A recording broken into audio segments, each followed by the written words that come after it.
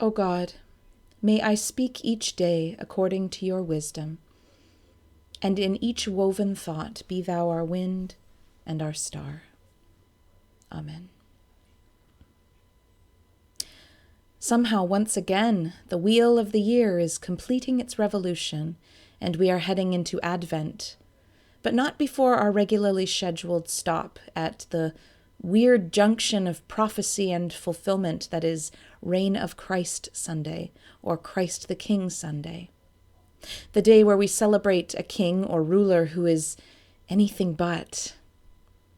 A scorned desaparecido, a victim of state violence, hung on an instrument of state violence. The day where we fix our gaze on that atrocity and say, yes, this is the one to whom we have given our hearts. Yikes. But it's not just any Reign of Christ Sunday. Yesterday, people across the world gathered to mark Transgender Day of Remembrance. Transgender Day of Remembrance was begun in 1999 by Gwendolyn Ann Smith to honor the memory of Rita Hester, a trans woman murdered in 1998. The vigil commemorates transgender people lost to violence, often by reading the names of those reported murdered across the world. It always takes a long time. This year, in fact, has been one of the deadliest on record, according to a study by the Human Rights Campaign, a queer and trans advocacy group. It is imperative to mourn the monumental loss of these beloved children of God through public grief. And I also want to say that all too often, the only stories we hear about what it means to be trans or gender non-conforming are stories of degradation and misery ending in violent death or suicide. Those stories are far too common, but if we focus on them to the exclusion of all else, it subtly tells us that this is the lot in life for all trans, non-binary, and gender non-conforming people, and therefore to be expected, even accepted, and that is not true. We live lives that contain joy and beauty and delight, and we deserve joy and beauty and delight just like anyone else, and joy is an act of resistance. So now let me introduce you to one of my favorite non-binary artists, Alok Menon, a writer, performer, mixed media artist, and public speaker. Like me, they use they-them pronouns. They also dazzle me daily on Instagram. Alok is ethnically Indian and has a lot of body hair. They make a point of keeping it visible and unshaven and have rocked sensational makeup with a full beard and a boat-neck dress, or an incredible patterned pantsuit with heels that raise them to heaven. They regularly explore through lovely illustrated book reports how the policing of gender cannot be untangled from colonial and racist mindsets. It's a fascinating lost piece of history. Even hair removal in women only became seen as mandatory in the late 19th century and was explicitly tied to white supremacy, because the hairier you were, the less evolved you were said to be. When the few models of what it means to look non-binary are almost always willowy, hairless, androgynous types, like David Bowie or Tilda Swinton, Alok, with their brown skin, fluorescent palette, flawless makeup, and 5 o'clock shadow, magnificently shows us a fully realized paradise of gender freedom. Alok's look has received a lot of scorn and anger from bigots. But to a comment as predictable and unkind as, "You are not a woman, bro, man up," Alok consistently responds with things like, quote, "You mistake your armor as an identity, and your pain as a personality. You are climbing a tree that bears no fruit, ascending a ladder that goes nowhere. What you seek isn't here with me, it's within you. This isn't about my freedom, it's about your repression. You resent me because I live what you fear. I love you because I have no fear. I'm sorry you've been told you can't express yourself. You can, I promise. Have a great day." End quote.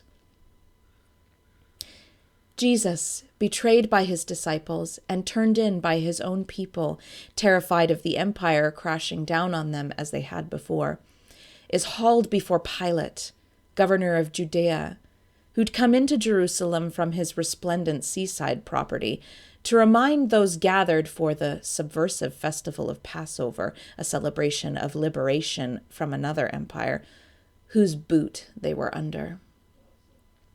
Pilate seems baffled, even amused, and clearly expects his presence will be enough to cow Jesus into blubbering submission. But Jesus does not respond that way at all. The scene is heavy with irony.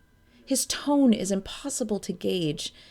It's easy to read contempt, but it could also be a tone similar to Alok's, a calm refusal to be humiliated. In a post titled Grammar Lessons, Alok writes, quote, "My first word was irony. Growing up a boy, they called me too feminine. When I finally claimed femininity as my own, they called me a man. These are grammar lessons. Some of us are only allowed to be thought, never to think." Jesus didn't have worth in the eyes of Pilate or empire. He was only allowed to be thought. And yet here he proves that he can think. And to his credit, Pilate seems intrigued by this, asking, "What is truth?" Although he doesn't stick around to hear the answer, instead he becomes profoundly unsettled the more he learns about Jesus.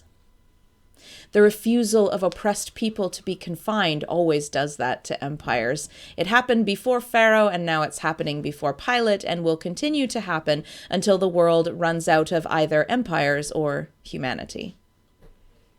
Alok writes, quote, "Being non-binary is about embracing my fluidity, my becoming, my journey without fixed destination." End quote. Perhaps that's one reason why trans and gender non-conforming people are murdered constantly. To small-minded tyrants, that is the only way to deny us that fluidity, the only way to make us freeze in place. How sadly mistaken they are, in light of the story of Jesus. For God, through Jesus, embodies the most sacred truth of what it means to be trans, the inability to be frozen in place. Jesus is born a boundary breaker, divinity taking human form. And for his whole ministry, he broke down walls. Here in the space between Pilate and Jesus, oppressor and oppressed, ruler and subject, bully and victim, God starts the work of breaking the boundaries between life and death. And now the real work begins. Those of us who are trans have to be brave and live into the holiness of being transformers, radiating the beauty of in-betweenness.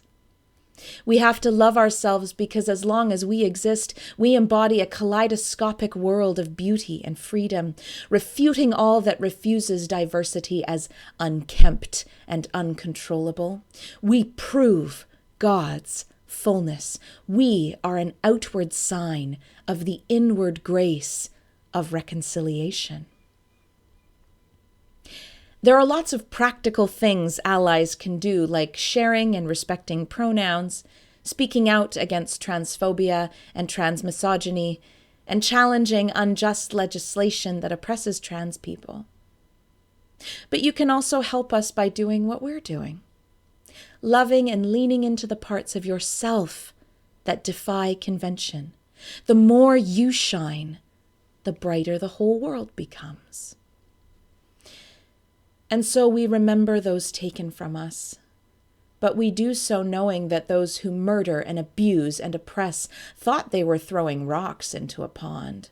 Little did they know they were throwing stars into the sky. Little did they know that those who come after will use those stars to guide their way across oceans of their own seeking and struggle.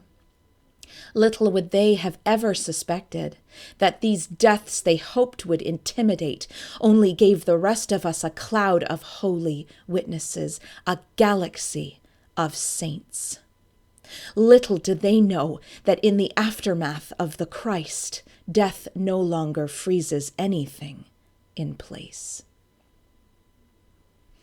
As Alok says, quote, "What if this world was just one draft?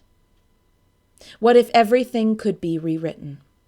There are ideas we haven't considered yet, feelings we haven't encountered yet, love we haven't surrendered to yet. Yet is the most wondrous word ever built. Let's live there together." Amen.